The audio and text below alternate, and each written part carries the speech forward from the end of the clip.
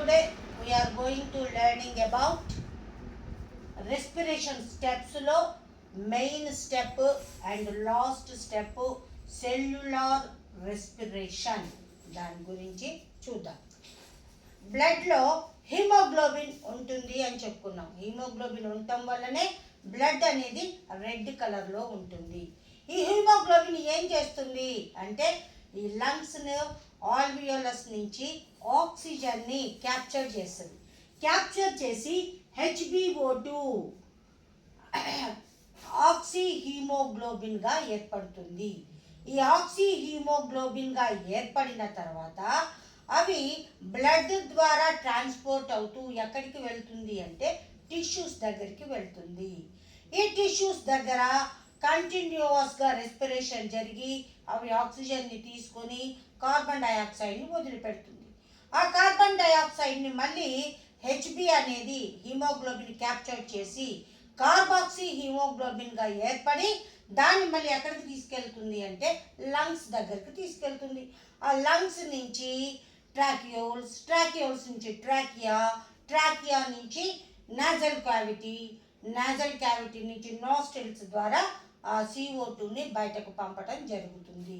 మరి ఈ టిష్యూస్ అంటే ఆల్రెడీ మనకు తెలుసు, టిష్యూ గ్రూప్ ఆఫ్ సెల్స్ని టిష్యూస్ అంటాం. ఆ సెల్లోకి ఆక్సిజన్ వెళ్ళాక ఏం జరుగుతుంది అన్న దాని గురించి ఇప్పుడు మనం చూద్దాం.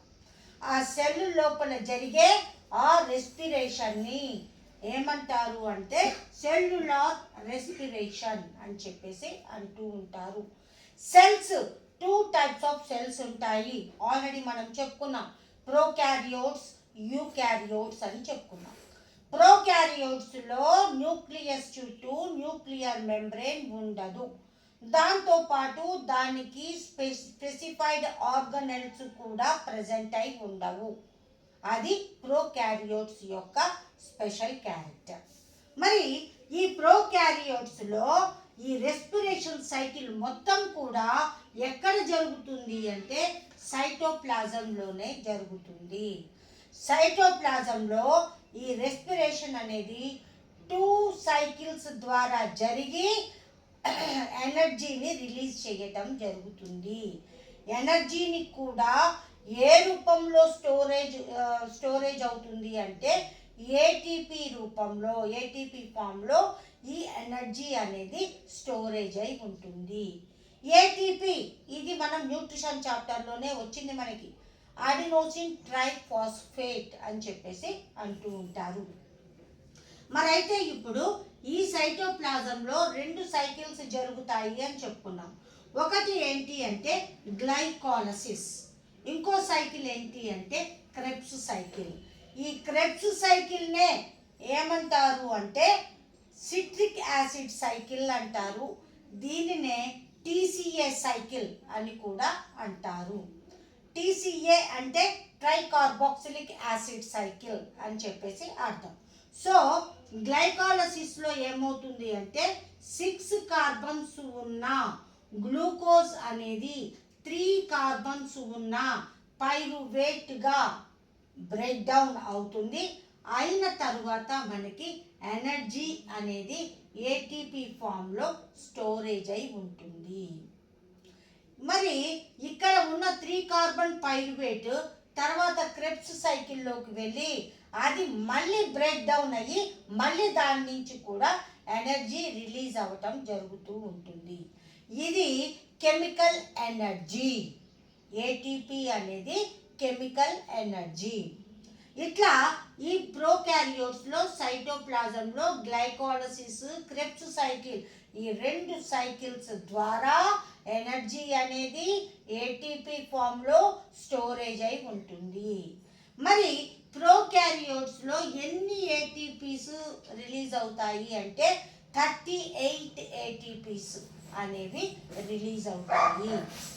మరి గ్లైకోలసిస్లో మెయిన్గా ఏంటంటే 6 కార్బన్స్ అనేది 3 కార్బన్స్గా బ్రేక్ డౌన్ అవుతుంది, పైరువేట్గా ఏర్పడుతుంది.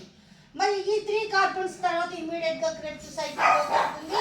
ఆ క్రెబ్స్ సైకిల్లో 3 కార్బన్స్ మళ్ళీ బ్రేక్ డౌన్ అయ్యి దాని నుంచి different type of chemicals release అవుతాయి, దాంతో పాటు ఏటీపీ కూడా రిలీజ్ అవుతుంది. ఈ క్రెబ్స్ సైకిల్ గురించి మనం హయ్యర్ క్లాసెస్కి వెళ్తున్న కొద్దీ తెలుస్తుంది. ఈ క్రెబ్స్ సైకిల్ని ఏమంటామని చెప్పుకున్నాం మనం, సిట్రిక్ యాసిడ్ సైకిల్ అంటాము. దీనినే టీసీఏ సైకిల్ అని కూడా అంటూ ఉంటాము. ఇక నెక్స్ట్ తర్వాత మనం యూకారియోట్స్ దగ్గరికి వెళ్దాం. యూకారియోట్స్ అంటే న్యూక్లియస్ చుట్టూ న్యూక్లియస్ మెంబ్రేన్ అనేది ప్రజెంట్ అయి ఉంటుంది. అలాంటి వాటినే యూకారియోట్స్ అంటారు. వీటిలో ఈ సెల్లులో కొన్ని స్పెషలైజ్డ్ ఆర్గనెల్స్ కూడా ఉంటాయి. మరి ఈ యూకారియోట్స్లో ఈ రెస్పిరేషన్ సైకిల్ ఎట్లా జరుగుతుంది అంటే సేమ్ మనకి ప్రోకారియోట్స్లో జరిగినట్టుగానే సైటోప్లాజంలో గ్లైకోలసిస్ అనే సైకిల్ జరుగుతుంది. ఈ గ్లైకోలసిస్ అనేది ఏంటి అంటే 6 కార్బన్స్ కాస్త 3 కార్బన్స్ ఉన్న పైరువేట్గా బ్రేక్ డౌన్ అవుతుంది. ఇమీడియట్గా ఎప్పుడైతే గ్లైకోలసిస్ సైకిల్ కంప్లీట్ అవుతుందో వెంబటే ఇది దేంట్లోకి ఎంటర్ అవుతుంది అంటే మైటోకాండ్రియాలోకి ఎంటర్ అవుతుంది. ఈ మైటోకాండ్రియాని ఏమంటారు అంటే మెయిన్గా రెస్పిరేటరీ సెంటర్స్ ఏంటి సెల్లులో అంటే మైటోకాండ్రియా. ఇక్కడే ఈ ఎనర్జీ మొత్తం కూడా ఏటీపీ ఫామ్లో ఉన్న ఎనర్జీ మొత్తం కూడా ఈ మైటోకాండ్రియాలో స్టోరేజ్ అయి ఉంటుంది. కాబట్టి మైటోకాండ్రియాని ఏమంటారు అంటే power houses of the cell అని చెప్పేసి అంటూ ఉంటారు. మరి ఈ మైటోకాండ్రియా యొక్క స్ట్రక్చర్ని ఒకసారి చూద్దాం మనం. ఈ మైటోకాండ్రియా అనేది ది 2 లేయర్స్తో కవర్ చేయబడి ఉంటుంది. Mitochondria is covered by 2 layers. External layer is called outer membrane. Internal layer is called inner membrane. Inner membrane shows a number of folds. These folds are called cristae. Inside of the mitochondria, a jelly-like liquid present in the mitochondria. This type of jelly-like liquid is called matrix. మరి Krebs cycle ఎక్కడ అక్కర్ అవుతుంది అంటే ఈ Krebs cycle అనేది ఈ మ్యాట్రిక్స్లో జరుగుతుంది. ఈ Krebs cycle మ్యాట్రిక్స్లో జరుగుతుంది. కొంత ఎనర్జీ గ్లైకోలసిస్ అంటే సైటోప్లాజంలో రిలీజ్ అవుతుంది, ఇంకొంత ఎనర్జీ మైటోకాండ్రియాలో రిలీజ్ అవుతుంది. కాకపోతే యూకారియోట్స్లో సైటోప్లాజం కంటే మైటోకాండ్రియాలోనే ఎక్కువ ఏటీపీ ఎనర్జీ అనేది స్టోరేజ్ అయి ఉంటుంది. ప్రోకారియోట్స్ నుంచి 38 ఏటీపీస్ రిలీజ్ అవుతాయి. యూకారియోట్స్లో 36 ఏటీపీస్ అనేవి రిలీజ్ అవుతాయి. ఇక్కడ మనం ఒకటి గుర్తించాలి, అంటే రెస్పిరేషన్లో ఎక్కువ ఎనర్జీ ఎక్కడ రిలీజ్ అవుతుంది అంటే జనరల్గా మనం యూకారియోట్స్ అనుకుంటాం, కాదు. ప్రోకారియోట్స్లోనే యూకారియోట్స్ కంటే 2 ఏటీపీలు ఎక్కువ ఎనర్జీ రిలీజ్ అవుతుంది. ఒక ఏటీపీలో ఎంత ఎనర్జీ ఉంటుంది అంటే 7200 క్యాలరీస్ ఎనర్జీ అనేది ఒక ఏటీపీలో స్టోరేజ్ అయి ఉంటుంది. ఈ ఏటీపీనే ఏమంటారు అంటే సెల్ కరెన్సీ అని కూడా అంటూ ఉంటారు. ఇట్లా ఈ క్రెబ్స్ సైకిల్, గ్లైకోలసిస్ ఈ 2 సైకిల్స్ కంప్లీట్ అయిన తరువాత ఎనర్జీ అనేది రిలీజ్ అవుతుంది. ఆ ఎనర్జీ ఏ ఫామ్లో స్టోరేజ్ అవుతుంది అంటే ఏటీపీ ఫామ్లో స్టోరేజ్ అవుతుంది. మరి మనం ఆల్రెడీ చెప్పుకున్నాం ఏటీపీ అంటే ఏంటి అంటే అడినోసిన్ ట్రైఫాస్ఫేట్ అని చెప్పేసి మనకి తెలుసు. మరి ఈ ఏటీపీని ఏమంటారు అంటే ఇంకొక ఫామ్లో కూడా పిలుస్తారు.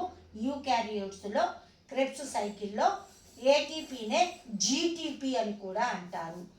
ఏటీపీ అంటే అడినోసిన్ ట్రైఫాస్ఫేట్, జీటీపీ అంటే guanosine triphosphate. Adenosine triphosphate, guanosine triphosphate ఈ రెండిట్లో ఏది చెప్పినా కానీ ఒకటే అన్నమాట. ఇవి 2 కూడా ఎనర్జీలే.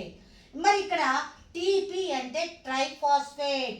ఇక్కడ అడినోసిన్ ఉంది, అడినోసిన్ చుట్టూ ఎన్ని ఫాస్ఫేట్లు ఉంటాయి అంటే 3 ఫాస్ఫేట్లు ఉంటాయి. ఈ మధ్యలో ఎనర్జీ అనేది స్టోరేజ్ అయి ఉంటుంది. మరి దీని నుంచి ఎనర్జీ రిలీజ్ కావాలి అంటే ఏం జరగాలి అంటే ఒక ఫాస్ఫేట్ అనేది బ్రేక్ డౌన్ అవుతుంది. ఇలా బ్రేక్ డౌన్ అవ్వగానే దీని మధ్యలో ఉన్న ఎనర్జీ బయటకు రిలీజ్ కావడం జరుగుతుంది. వాటిని మెటబాలిక్ యాక్టివిటీస్కి, ఫిజికల్ యాక్టివిటీస్కి వాడుకోవటం జరుగుతూ ఉంటుంది. ఇక దీంట్లో నుంచి ఒక ఫాస్ఫేట్ వెళ్ళిపోయింది కాబట్టి ఈ ఏటీపీ కాస్త ఎలా మారుతుంది అంటే ఏడిపిగా మారుతుంది. ఈ ఏడిపి మళ్ళీ ఎందులోకి ఎంటర్ అవుతుంది అంటే మళ్ళీ ఈ ఏడిపి మైటోకాండ్రియాలోకి, సైటోప్లాజంలోకి ఎంటర్ అవుతుంది. అక్కడికి వెళ్ళాక అక్కడ మళ్ళీ ఆక్సిడేషన్ జరిగి మళ్ళీ దాంట్లో గ్లైకోలసిస్, క్రెబ్స్ సైకిల్ జరిగి మళ్ళీ ఒక ఫాస్ఫేట్ వచ్చి కలుస్తుంది. అప్పుడు మళ్ళీ ఆ ఎనర్జీ కాస్త ఏటీపీ రూపంలో స్టోరేజ్ అవుతుంది. ఈ ఎనర్జీని మళ్ళీ బయటకు వస్తుంది. ఇది మళ్ళీ ఇట్లా బ్రేక్ డౌన్ అయ్యి బయటకి ఎనర్జీ రావడం జరుగుతుంది. మళ్ళీ ఇది వెనక్కి వెళ్ళటం జరుగుతూ ఉంటుంది. ఇలా ఎనర్జీ రిలీజింగ్ సైకిల్ అనేది జరుగుతూ ఉంటుంది. ఇది సెల్యులార్ రెస్పిరేషన్ గురించి. ఇప్పుడు ఇంకొకటి ఏంటి అంటే రెస్పిరేటరీ మెకానిజం గురించి చూద్దాం. ఈ రెస్పిరేటరీ మెకానిజంలో మనం లంగ్స్ ప్రొటెక్షన్ గురించి ఒకసారి ఆ పాయింట్ గురించి చూద్దాం. లంగ్స్ ఇలా ఉంటాయి, రెండు లంగ్స్. దీనిపైన మొత్తం కూడా కవర్ చేస్తూ ఏముంటాయి అంటే రిబ్ కేజ్ ఉంటుంది. ఈ రిబ్ కేజ్ ఎక్కడ ఉంటుంది అంటే చెస్ట్ క్యావిటీలో ఉంటుంది. దీనికి కింది వైపున ఏముంటుంది అంటే డయాఫ్రమ్, డోమ్ లైక్ స్ట్రక్చర్ ఉంటుంది అని చెప్పేసి చెప్పుకున్నాం. అయితే ఈ చెస్ట్ క్యావిటీలో రిబ్ బోన్స్ ఉంటాయి, మజిల్స్ కూడా ఉంటాయి, స్కిన్ కూడా ఉంటుంది. అయితే ఓన్గా ఈ లంగ్స్ అనేవి కాంట్రాక్షన్, రిలాక్సేషన్ లాంటి మూమెంట్ని ఓన్గా చూపించలేవు. వీటిలో ఎలాంటి మజిల్స్ ప్రజెంట్ అయి ఉండవు. సో అవి మూమెంట్ చూపించలేవు. మరి అవి మూమెంట్ చూపించకుండా ఇన్హలేషన్లో గాలి ఎట్లా లోపలికి వెళ్తుంది, ఎక్స్హలేషన్లో గాలి బయటికి ఎట్లా వస్తుంది అన్న దాని గురించి ఇప్పుడు మనం చూద్దాం. ఇక్కడ ఎప్పుడైతే ఇన్హలేషన్లో గాలి లోపలికి రావాలో అప్పుడు ఏమవుతుంది అంటే ఈ చెస్ట్ క్యావిటీ కాస్త కూడా ఏమవుతుంది, ఎక్స్పాండ్ అవుతుంది. దీని యొక్క క్యావిటీ యొక్క ప్లేస్ పెరుగుతుంది. పెరిగినప్పుడు ఆటోమేటిక్గా ఈ లంగ్స్ యొక్క వాల్యూమ్ కూడా పెరగటం జరుగుతుంది. తర్వాత దీని కింద ఉన్న డయాఫ్రమ్ ఉంది కదా, ఈ డయాఫ్రమ్ ఈ కాన్వెక్స్ షేప్లో కాకుండా అంటే డోమ్ లైక్ స్ట్రక్చర్ కాకుండా కాంట్రాక్ట్ అయ్యి ఏమవుతుంది అంటే ఇట్లా కాన్కేవ్ షేప్లోనికి మారుతుంది. ఇలా కాన్కేవ్ షేప్లోనికి మారటం, చెస్ట్ క్యావిటీ యొక్క వాల్యూమ్ పెరగటం, తర్వాత ఈ రిబ్ మజిల్స్ ఇవన్నీ కూడా కాంట్రాక్ట్ అవ్వటం వల్ల ఏమవుతుంది అంటే లంగ్స్ యొక్క వాల్యూమ్ కూడా పెరుగుతుంది. ఎప్పుడైతే దీని యొక్క వాల్యూమ్ పెరుగుతుందో బయట నుంచి ఎయిర్ అనేది లోపలికి ఎంటర్ అవుతుంది. ఈ ఎంటర్ అయినది మళ్ళీ ఆల్వియోలస్ ద్వారా బ్లడ్ నుంచి సెల్స్కి వెళ్ళిపోవడం జరుగుతుంది. ఇక జరిగిపోయిన తర్వాత మళ్ళీ రిటర్న్లో అదే హిమోగ్లోబిన్ కార్బన్ డైఆక్సైడ్ని తీసుకొని వస్తుంది. కార్బన్ డైఆక్సైడ్ని తీసుకొని వచ్చినప్పుడు ఏమవుతుంది అంటే ఇక్కడ కాన్కేవ్ షేప్లో ఉన్న డయాఫ్రమ్ కాస్త ఏమవుతుంది అంటే ఇలా పైకి డోమ్ లైక్ స్ట్రక్చర్ అంటే కాన్వెక్స్ షేప్లోకి వస్తుంది. వచ్చి ఈ కింద ఉన్నది కాస్త దీన్ని పైకి జరుపుతుంది.